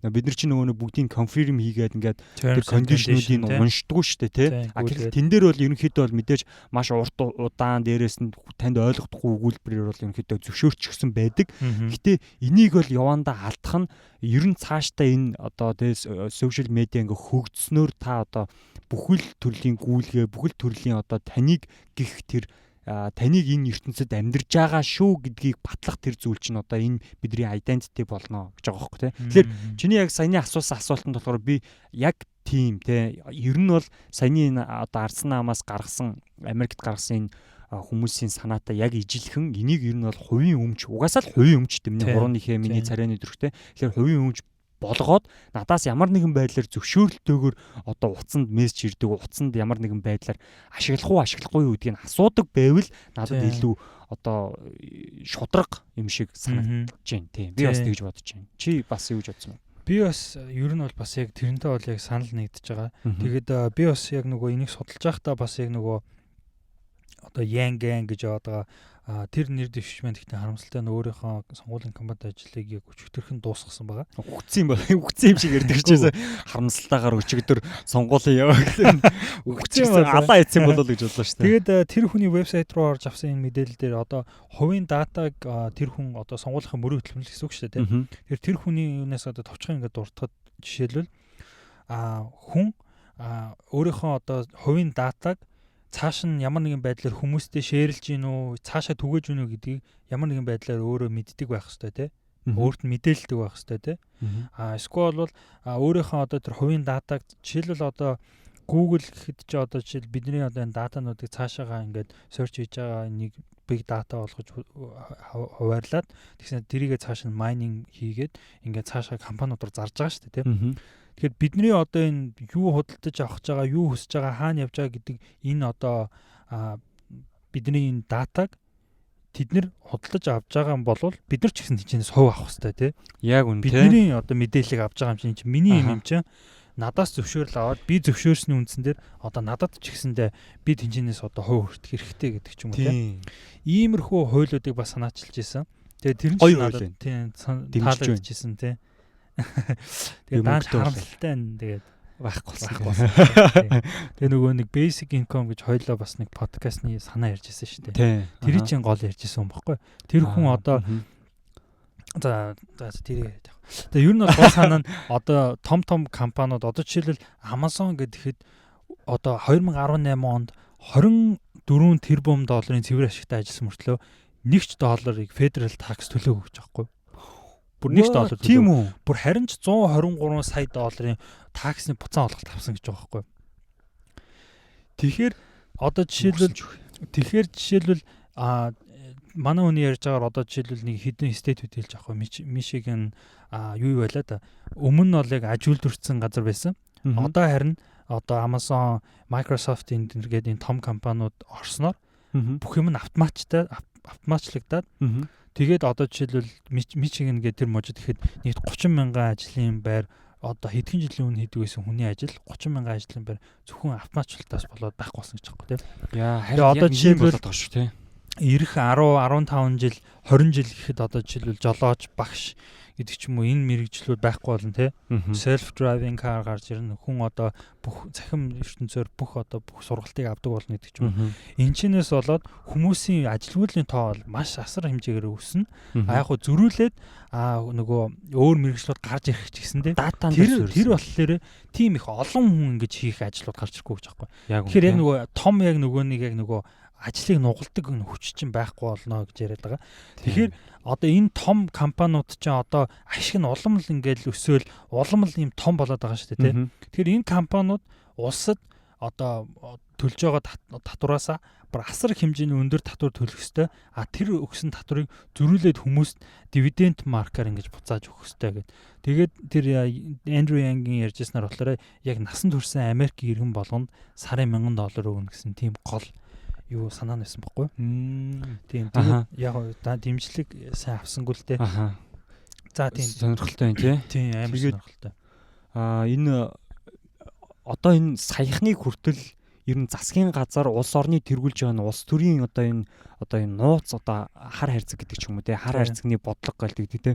Одоо яг улсынхаа энэ хүмүүсийнхаа мэдээллийг яг улс төрийн засгийн газрын энэ эрх мэдэлтэй хүмүүс нууц хадгалж авч үлддэг байсан тий. Гэтэл тэднэрт тэр мэдээллүүд нь байдаг гэсэн. Одоо ингээ 21-р зууны их үед ихэд юу болж байгаа вэ гэхээр яг улс төрийн засгийн газрын буюу бидний одоо нэг бид намайг одоо та нар төлөөлөө гэж итгэж гаргасан хүмүүсийн гарт биш бидний зүгээр одоо огт танихгүй зүгээр л бидний хэрэгэлдэг тэр зүйлээр дамжуулаад бид нар мэдээлэл айл хэдийг өгсөн тэдгээр хүмүүс яг үндэ одоо Amazon-ы ард одоо мэдээж GPS-с байгаа л та. Гэхдээ тэдний ингээд бидний оролцоогүйгээр бидний мэдээлэл тэднэрт байгаа. Тэд нар ямар нэгэн байдлаар тэрийг хүссэн зүйлдээ хүссэн үедээ ашиглах боломжтой болчихж байгаа. Тэгэхээр бид нар нөгөө бид нар ч одоо ингээд Америкт амьдарч байна. Одоо бол монголчууд ингээ Монголд амьдарч байгаа. Тэгээ бид нар юунд итгэж байгаа вэ гэхээр бидний мэдээллийг биднийг аюулгүй байлгадаг тэр зүйлдээ бид нар итгэж байгаа шүү дээ. Өөрсдийнхөө сонгосон тэр төлөөллүүдэд итгэж байгаа тийм үү? Гэтэл тэднэрт тийм хэмжээний мэдээлэл, тийм хэмжээний эрх мэдлээс давсан хэмжээний одоо юм корпорац, одоо энэ компаниуд бий болчхоор бид нар одоо яг үндэлээд биднээс шаардлагагүйгээр бидний амьдрал одоо шийдэгдэх гээд байгаа байхгүй юу? Тийм, ер нь тийм багаз. Яг үндэ би JFS-ийг би сонгох уу? JFS-ийг би 4 жилийн дараа болох уу? Болохгүй шүү дээ. Болохгүй те. Би тэнд яаж оролцох хэрэгтэй вэ? Би тэрний хувьцааг худалдаж авъя гэхэл одоо худлаас те. Яаж би одоо тэнд нөлөөлөх хэмжээний хувьцаатайч болох юм те. Гэх мэтчлээ ингээд харангуут би одоо юунд хариалагдах вэ гэдэг юм болчих жоохоо те. Би баг Монгол улсын иргэн Америкт одоо юуны гэхээсээ илүүтэй миний identity хаана байна? Тэр хаан зарагж ин тэр баг тэр газарт би хариалагдчих байгаа болж тарж байгаа хөө. Тэгээ өөрийгөө баг зарсантаа ялгаагүй болж эхэлж байна л гэсэн үг. Ер нь бол одоо хитрхи одоо амар сүртэй байдлаар бодох юм бол те. Тийм. Тэгээд бид хоёр түрүү нөгөө нэг ярьсан те. Одоо жишээлбэл ер нь бол хүмүүс баг энийг ер нь бүгд мэднэ. Компаниуд яаж бидний датаг ашиглаад байна уу гэхээр ерөнхийдөө 3 категори байгаа. Тэр нь болохоор эхнийх нь болохоор яг нэг advertising буюу зар сурталчилгаан дээр тийм. Facebook гэхэд одоо жишээлбэл Google руу ороод та одоо жишээл юу гэдэг чинь нохооны хоол, нохооны эд хэрэгсэл гэдэг ч юм уу. Эсвэл та зүгээр нохоо худалдаж авах гад нохооны одоо дэлгүүр, амтны дэлгүүр гэдэг ч юм уу, амтны үрчлэх газар тийм. Shelter гэдэг ч юм уу. Ингээд хайсны дараачаар хэрэв анзаарах юм бол та одоо Facebook гэж юм уу, Instagram-аа скроллж явах дотор нь одоо амтны хоол, нохооны хоол гэдэг ч юм уу тийм. YouTube дээр хүртэл явчих тийм. Нохооны одоо гинж минж гэдэг ч юм уу, хэрэгсэл янз бүрийн юмнууд гэдэг ч юм уу. Ингээд шууд санал болгоо гараад ирдэг тийм. Тэгэхээр энэ бол ерөөсөө нөгөө нэг таны компьютер доторх cookie буюу одоо нөгөө history дотроос чинь бүх дата гэж одоо шууд ингээд гаргаж өгөөд танд энэ хэрэгтэй юм шүү гэсэн ийм байдлаар ингэж хамтарч ажилладаг юм байгаа. Тэгээ бүр би нөгөө YouTube дээр нэг бичлэг үзчихсэн чинь нэг залуу. За it's okay те terms and condition дээр бид нар угаасаа бидний датаг хэрэглэхийг хүлээн зөвшөөрдөг те. Гэхдээ одоо энэ Facebook биднийг одоо сүүл рүүгээ сонсоод байгаа юм биш үү гэсэн нэг тийм эксперимент хийсэн байхгүй. Баг тагнаад байгаа юм шүү те. Тэгсэн чинь тэр залуу ерөөсөө ямар ч муур байхгүй заяа. Өөрт нь ямар ч тижээмэл амтан байхгүй. Тэгэл зүгээр ингээ утас руугаа ямар ч рекорд байхгүй шүү дээ. Зүгээр утас ингээл байж байгаа шүү дээ. Түгжээтэй ингээл байж байгаа заа. Тэсний дээр нь очиод cat food гэл өдөрт ингээд 9 удаа ч үл ингээд автомжтайгаар хэлээд тэгсэн чинь маргааш нь Facebook дээр амтны муурны нөгөө хэсэг хугацаанд pedigree гэдэг юу тийм хэсэг хугацаанд дараа ч илүү ямар ч гэсэн нөгөө нэг амтны хоолны нэг юм хатууруулсан хоол үед шахмал хоол тэрний зар сурталчилгаа авчихсан байхгүй. Тэгэхээр одоо жишээлбэл Apple одоо Америкийн нөгөө нэг утасны AT&T гэж байгаа шүү дээ. Одоо утасны сүлжээ тийм Mobicom гэдэг шиг тэдний terms and condition дээр ийм одоо заалт байдаг гэж байгаа байхгүй. Тэр нь болохоор AT&T investigate, prevent, take action regarding illegal events те. Бид нэр одоо ямар нэгэн хууль бус юм болох одоо сэргийлхүүднээс одоо бид нар бол одоо ингэж таны одоо юу гэж чинь сонсох тийм эрхтэй гэсэн тийм заалт байдаг гэж аахгүй. Тэгээд энэ тийм sorry нөгөө чамайг тассан. Би яг таслахыг хүсэхгүй. Гэхдээ нөгөө Amazon-ы хөлөө нөгөө нэг Alexa тий. Alexa-гийн тэрийг хөгжүүлэлтийг хийсэн үний нийтлэл угаасаа ярьцлага байгаа шүү дээ. Амар задарсан. Юу гэж байгаа вэ гэхээр Alexa ч өөрөө ингээд hey Alexa гэхэлэр итгэвчдэг тийм үү. Тэгээд одоо ингээд play to music гэдэг ч юм уу тий. Одоо ям ай тайгаар ингээд явдаг тий. Тэг асуултанд хариулдаг. Гэтэ sorry. Энэ нь өөрөө юу гэж байгаа гэхээр тэр хүмүүс ингэж хэлж байгаа хөөхтэй бид нар одоо ингэ хүчирхийлэлтэй ингэж одоо Alexa бүтээсэн хүмүүстэй энэ Alexa нэг 24 цаг сонсдог байхгүй. Тийм. Танаа гэр бүлийг тэр чигт нь сонсдог. Тэнгүүтээ гэрт нь ямар нэгэн байдлаар хүчирхийлэл болоход тэд нар ингэ мэдээлэх боломжгүй яагаад нөгөө нэг тийм эрх байхгүй учраас гэхдээ бид нар сонсдог учраас ямар нэгэн байдлаар ингээд одоо энийг мэдээлэх эрхтэй болвол баг хүчирхийллийг 100% зогсоох боломжтой байна гэдэг ч юм уу те гэж байгаа байхгүй юу. Сайн талаасаа шүү зөв сайн талаасаа нэрээ бас тийм ч юм шиг те. Гэхдээ муу талаасаа юу гэж бол тэд нар яг үннийг хэлж байгаа хөөхтэй тэд нар сонсож байгаа хөөхгүй бидний. Тий. Тэгэхээр зөвхөн Alexa гэдэг тэр төхөөрөмж сонсож байгаа бол бидний энэ Alexa зүгээр цаанаас цагдаа ирж байгаа. Алиса гэж Алиса гайхамшиг орно гэхэд Алексия тийм тэгэхэд тэг шаардлагагүйгээр бидний утас бол одоо энэ ч амар технологи хөгжлөө шүү дээ. Одоо энэ биднийг сонсож байгаа нь үгүйсээ тодорхой. Тийм. Гэхдээ тэрийг ямар нэгэн байдлаар хууль бусаар ч юм уу ингээд сонсож байгааг эднэр ингээд биднэрт мэддэхгүй байдлаар одоо ингээд зарж олно. Эсвэл ер нь яванда яах юм бол Америк нэгдсэн улсын тагнуулч тэр Монголын тагнуулч тэр энэ чинь үүрэн телефонтойгоо ингээ холбоотой байгаа бидний уцаар ярьж байгаа энэ бүх мэдээллүүдийг ингээд авч идэх штэ. Тийм. Ямар нэгэн байдлаар одоо тэднэрлөө шахалт үзүүлээ тэгээ мэдээллийг өг гэх юм бол хоёулынх нь юу ярьсныг шууд ингээл авчих боломжтой гэсэн. Тийм.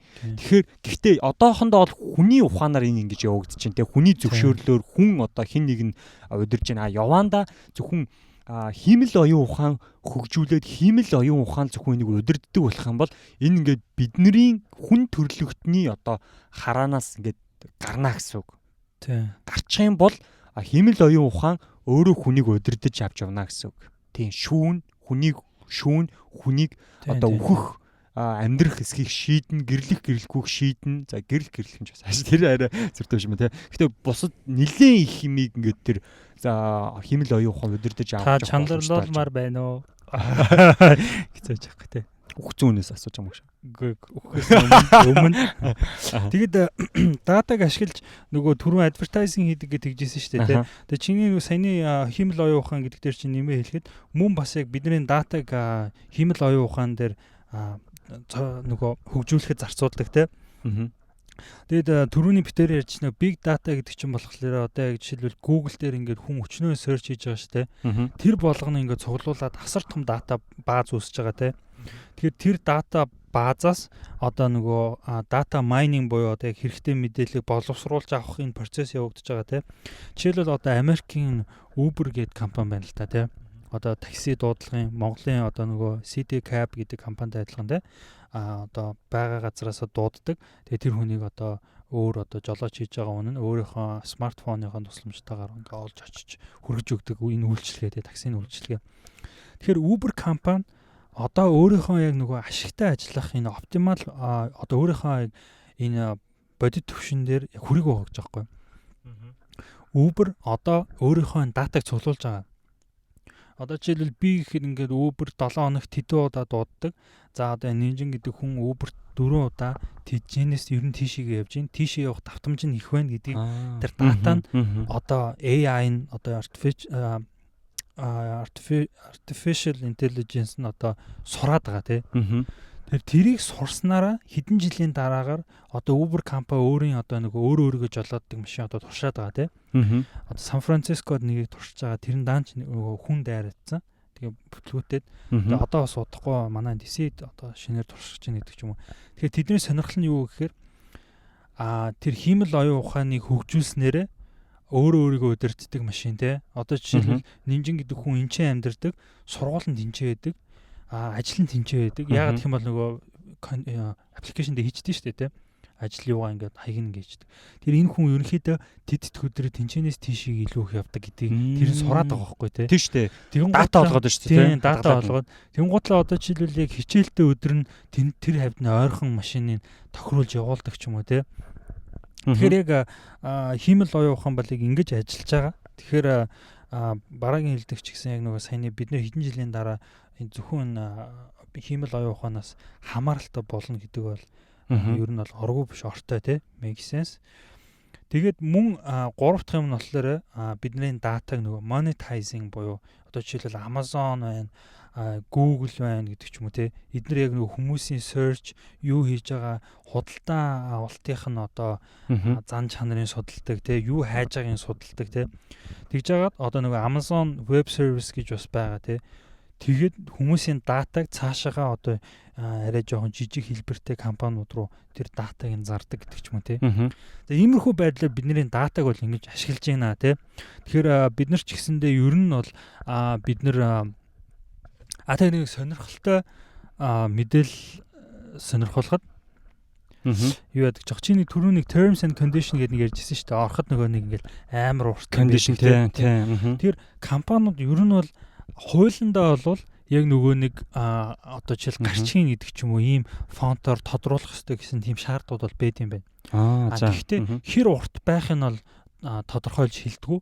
Тэнгууд компаниуд албаар нөгөө хүмүүсийг нөгөө тэр болчлон уншуулахгүй байх үднээс аль болох ингэж урт хийдэг те. Би бүрэн terms and condition гэдэг баримт кино үзчихсэн л та. Тэгээд жишээлбэл тэрэн дээр гарч ирсэн судалгаанаас гэхэд хүн хэрвээ одоо дунджаар хүн биш та одоо жишээлбэл түрүү ярьсан хүн 7-8 юутай байдаг гэх те. Social хайхтай байдаг юм уу. Тэгэхээр ер нь энэ болгон дээрээс хүн хэрвээ бүх тэр terms and condition-ыг тэр болон гүйлгэж уншна гэх юм бол хүн нийтдээ 180 цаг зарцуулах юм жилдээ. What? Тэр болгоны уншна гэх юм бол тийм их юм бид юм уу? What? Гүтээ? Нэр юм уу? Нэр. Тэр яг. Гэхдээ одоо тэр чинь одоо жишээлбэл зөвхөн сошиал медиагаар хязгаарлагдах байхгүй. Одоо жишээлбэл бас тийм юм болгонд орж бүртгүүлэхэд чинь terms and condition байгаа шүү дээ. Тэгээд зөвхөн тэр terms and condition гэдгийг гүйлгэж уншихгүйгээс болж хүн Америкт гэж байгаа байхгүй 250 тэрбум доллар тэрнээс болж одоо ингэж алддаг нэ. Хэрвээ тэрийг гүйлгээд уншчих юм бол хүн тэрнээс мөнгө 250 тэрбум доллар одоо хэмжих боломжтой байсан гэдэг ч юм уу те.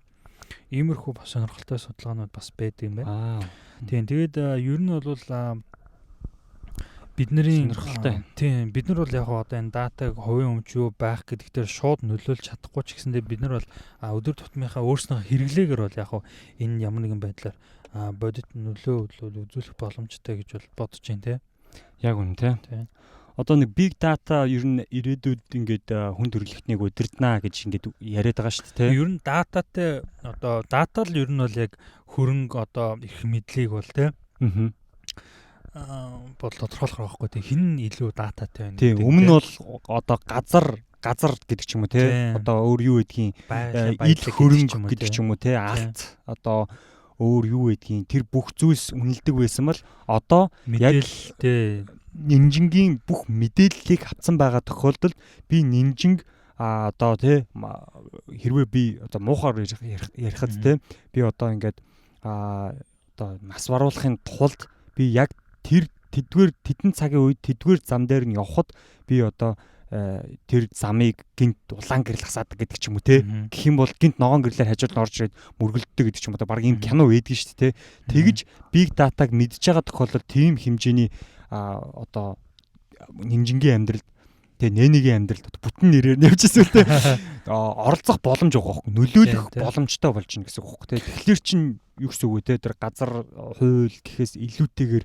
илүү бидний одоо тий бидний нөгөө identity гэдэг байгаа нөгөө энэ identity гэж одоо юу гэж орчуулсан одоо таних тэмдэг үнэ санаарчилсан символ гэхэлэр чинь таних хувийн одоо яг таних тэмдэг биш үү юу одоо улс орны identity яг миний одоо хувийн л одоо зөв барж ав гэдэг тэр одоо identity л гэдэг байгаа шүү дээ. Тэр хувийн таних тэмдэг гэх юм уу? Символ шүү дээ гэхгүй. Ямар муухай. За тийм байх гэхгүй. За identity-г юу гэж орчуулж байна? Өвөрмөц байдал. Яг үнэн тий одоо миний онцлог шинж байдал. Миний онцлог шинж яг үнэ тий. Миний яг өвөрмөц дахин давтагдчихгүй энэ онцлог шинжийг бид нэр өөрөө өөрсдөө ингэж одоо хайрлж хамгаалъя. Төгсгөлийн амар хөөгөө хийждэг нас тий. Бүтэн цаг ярьж ярьснаа хайрлж хамгаалцгаа. Амар pop үгэлж идэг гэсэн. Ёо бацандан биш тэр ихэд. Sorry. Өөрийнхөө датаг алдснаас үхсэн минь. Би өөрийнхөө датаг алдснаас би үхсэн дээр. Монгол дата, Монгол хүн. 2020 Монгол дата, Монгол хүний гарт байна. Датагаа атгаад хань зоноосоо гарцгаа ихэд үхцгээ яг. Нэр дэвшигч. Борж яв. Нэв дэр юу нэв дэр Нэв вэ 92-ийн үсгийг би сольж нэв дэр нэв дэр шиг. Нэр дэв шиг ч гэсэн. Нэв дэр шиг ч. Йоо. За ер нь бол тийм тэгээд бид хоёр бол бас айгүй их мэдээлэл байсан учраас жоохон зогсоо зайгүй бөмбөгцөнд уучлаарай. Бөмбөгцөн бол бас уучлаарай тий. Гэхдээ ер нь бол хэрэгтэй юм ярьсан бол мэдээсэй л гэж хүссэн. Тэгээд бас нөгөө нэг өмнө скам дээр ярьжсэн бид хоёлаа бас би нөгөө нэг сая хэдхэн оны өмнө яг тэрийг сонсч байсан байхгүй юу. Яг тэгж ярьжсэн байлаа. Тэрийг яг одоо яг ярих сэдв нэг байхгүй юу. Одоо Facebook дээр, Instagram дээр гэдэг ч юм уу те. Хүмүүс хит их энэ лүгөө ороод өөрснөө одоо энэ insecurity-тэй болцсон те. Хүн намайг тоохгүй байх үедээ би бусдаас үлдчих үедээ гэсэн юм insecure байдалтай болцсон те. Тийм. Яг үнэ. Тэгээд одоо Facebook дээр гэдэг ч юм уу бүх газараа чекин хийгээл энд явж гин, ийм хоол идэж гин, энэ хүнтэй ингэж явж гин, тэнцээ явж гин гэл энэ болгоныгоо ингэж тоочдог чинь яг энэ сошиал медиагийн зөв хэрэглээ бас яг биш юм аа те. Яг энэ байдлыг чи ашиглаад одоо муугар ярихад л ямар нэгэн хүний одоо гэмт хэргийн өгөөш болж болохоор байгаа хгүй те. Тэгэхээр ер нь бол яг энэ нөгөө яг 7 булчиргаага тоочно гэдэг шүү дээ те. Ер нь бол 7 булчиргаага тоочих ер нь бол нэг шаардлагагүй юм шиг те. Яг тийм шүү дээ. Тэг яг нөгөө нэг ингээл олонтойгоо байдаг гой найз нартай гэр бүлтэйгээ илүү их цаг өнгөрөөдөг тийм аз жаргалтай хүмүүс ч ер нь л ийм сошиал медиа захим орчинд ер нь айгүй жоох идэхгүй байдаг шүү дээ. Яг тийм л тэрэнд тэгж гарах илүү цагаа тэр хүн найз нөхдөдөө илүү амьд харилцаа үүсгэх ч юм уу те. Эсвэл одоо жишээл хайртай хүнтэйгээ нүрээ харалцаад ярих дээрээ илүү их хүүхдтэйгээ тоглохдоо илүү их цагаа зарцуулдаг ч юм уу те.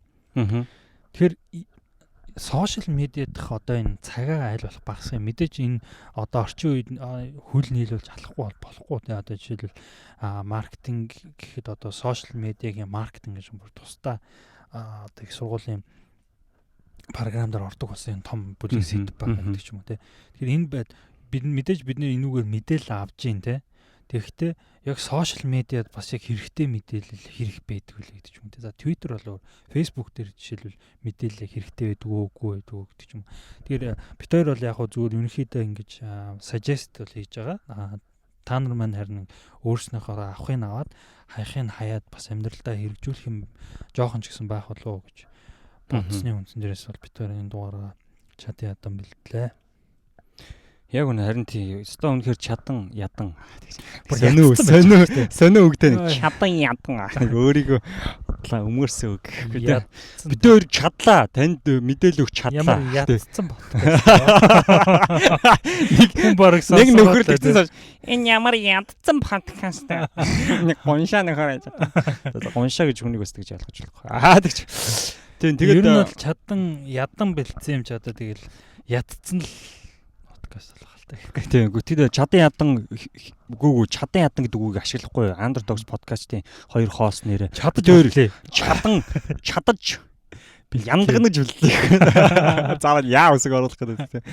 За тэгээд Underdogs podcast-ийн өнөөдрийн дугаар бол одоо social media гэдэг эргэн тойронд болж байгаа бүхий л одоо судалгаа хэрэгтэй гэсэн одоо тэр мэдээллүүдийг ингэж хамж хэмж ярьлаа. Тэгээд та бүхэнд бас сонирхолтой байсан байх гэж бодож байна. Хэрвээ одоо дэлгэрүүлээд үзэх хүсвэл мэдээд та social хаягаар ороод үзээрэй.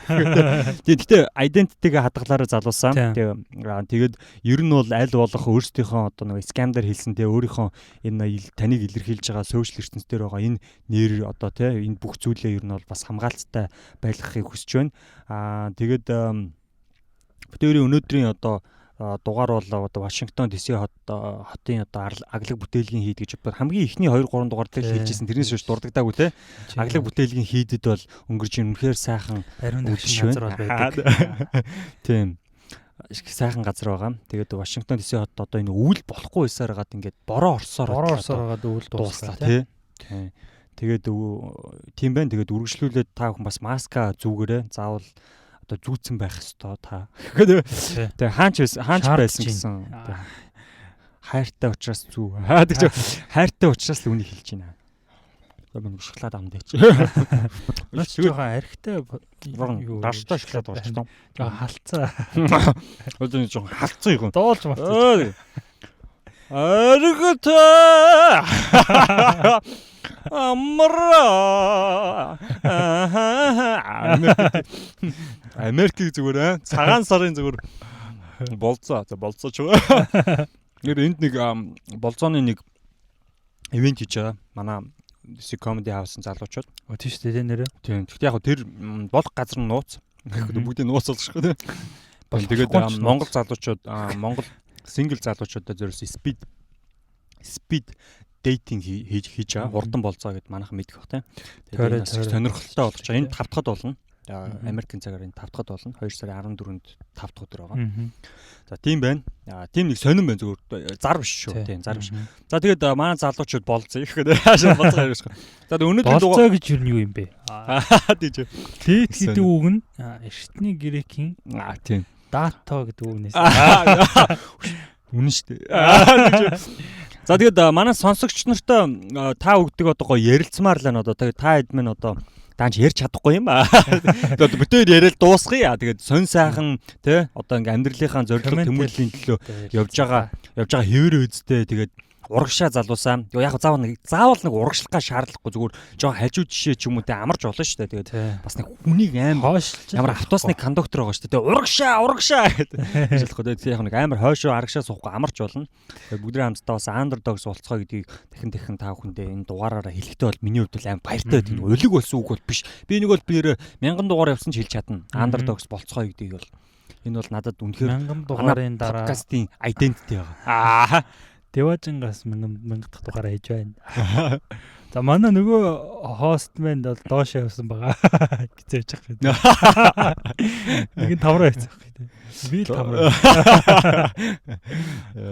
За тэгээд үгээл болдож өхөр холдлоо гэдэг шиг те. Тэгээд та бүхэн маань бас яг ингээд комент бичээд хувийнхаа амьдралд подкаст яаж нөлөөлж байгаа гэдгийг за нөлөөлөхгүй бол бас битгий бичээрэй те. Үнэхээр бас яг хувийн амьдралд чинь ингээд нөлөөлж байх юм бол бас комментээр гоё бичээрэй. За тэгээд энэ дугаараа ингээд өндөрлөе те. Ингээд бүгдээрээ хамтдаа Underdogs болцгоо батарей дууссан гэж ярьж байгаа тийм те. Одоо бүр хамгийн урт болсон шүү дээ. 1 цаг 26 минут тийм шүү дээ. Хоёулаа.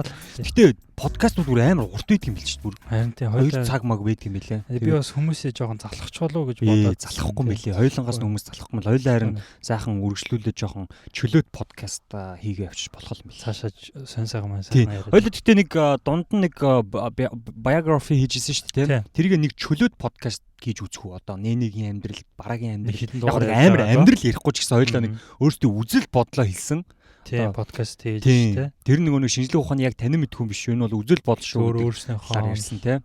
Тийм байвал бас чөлөөт сэдв гэсэн үг шүү дээ. Гэтэ чөлөөт сэдв гэдэг бас нэг нэр өгчин тий. Чөлөөт цаг гэдэг ч юм уу тий. Тэгж бодсон тэгээд манай сонсогч нар хэрвээ таалагдвал энэ дугаарыг бас дууссан сонссон нэр дууслан сонсож байгаа сонсогч нарт би яг төгсгөлд нь яг урамшуулж үг хэлэх амар дуртай байдаг. Бүгдэнд нь яг дууслан сонсон танд яг одоо баярлалаа. Юу ч хийж байсан баярлалаа. Сонсон гутлаа шууд гүйлгээд хамгийн сүүлнэ. Хэрвээ ингэж сонссон бол танд би яг энэ баярлалаа гэдэг үгийг хэлнэ. Талын хэлнэ. Баяр гэхэд баярлал зэгмэлжээд гэсэн. Би баярлал гэхэд бүгдэнд нь баярлалаа. Тэгээд бидэнтэй бас холбоотой байгаараа гэж та бүхэнд зөвч нөгөө нэг бэлгээ өгье. Харин тийм ээ одоо тэрийг эх 7 хоногт ямар байна? Тэрийг тэр бас нөгөө нэг бас тодорхой хэмжээний дизайн өдр өөрснөө гаргах учраас тэрнээс битээр мөнгө бол байна л да. Мөнгөний явуулчих. Өөрсний дизайныг хэвлэлт авчраа. Одоо тавсан шүү. Битээр тэгээд өөрснөө бас нэг жоохон креатив ажил байгаад байгаа. Тэрийг өөрснөө жоохон залхуураад хойшлуулад байгаа. Гэхдээ хоёлаа эх 7 хоногт яг гэхэд яг хөвлүүлээд бүх юм дуусгах гэх үү. Одоо бараг 10 хоног биш. 7 хоног тэрний дараагийн 7 хоногт айлд нь багтаа тий. Гэхгүй жоо хойшлуулад тий. Тэгээ магадгүй 3 сар тэгээ хойшлуулах. За тэгээд дуусгадаас Underdogs сонсогчдоо энэ хүртэл нь дуусчаад хахад сонсож байгаад баярлалаа. Тэгээд Урамтайгаараа гэж дахин хэлье. Тэгээд коронавирустэй цогтой андердог сонсогч юм. бүр нэмэгцээд андердог сонсогчдын дээр зүгээр цогтой урамтай андердог сонсогч байхыг та бүгдээс хэлээрээ мөчсөн. Хүсэн ирээ юу? Хилэндээ турботой байхыг хүсье яах вэ? Мистер Маккуин шиг. Мистер Мистер Мистер Маккуин гэдгүү шүү дээ. Зүгээр л Маккуин гэдэг. Захалгаан Маккуин. За. Надрын яг за. Тэгээд баярлалаа залуусаа. Дахин та бүхэндээ баярлсан талархсан одоо илэрхийлээд харж байгаа утгагүй юм. Тэгээд дуудуулъя гэхээр хэлээ. Зоста хэл мал гуравтайгаа байвал хэн баян Монгол баян. Баярлалаа. Баярлалаа.